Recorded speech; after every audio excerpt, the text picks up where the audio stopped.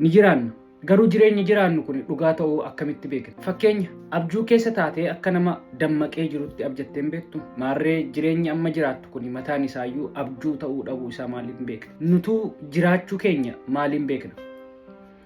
Kana ture falaasfaa fi beekaa herreegaa biyya Faransaay René Descartes, if I'm not mistaken, kan dhiphise. Afaan Laatiniitiin cogito ergo sum, I think therefore I am. Nan yaadaa kanaafuu jiraa jedhe. Wanti inni jalqabaa miizaanarra kaahee beekaa herreegaa akka ta'uu isaatitti gaafa abjatee abjuu keessa jiru gaafa immoo dammaqee jireenyaanis jiraatu lama eda'uu lama yeroo hundaa afur ta'uu isaati. Garuu yoo humni qaama isaatiin ala jiru yeroo hundaa afur ta'uu isaa isa amansiisaa jiraate hoo jedhee yaade. Wanti fedhee sammuusaa yoo qabatellee yaaduu dandahuusaa isa dogongorsiisuu akka hin dandeenye hubate. Kanaaf jechi nan yaadaa kanaafuu jiraa jedhu fudhatee jechuudha. Reneen dogoggora ta'uu danda'a, sirrii ta'uu danda'a. Maal yaadda?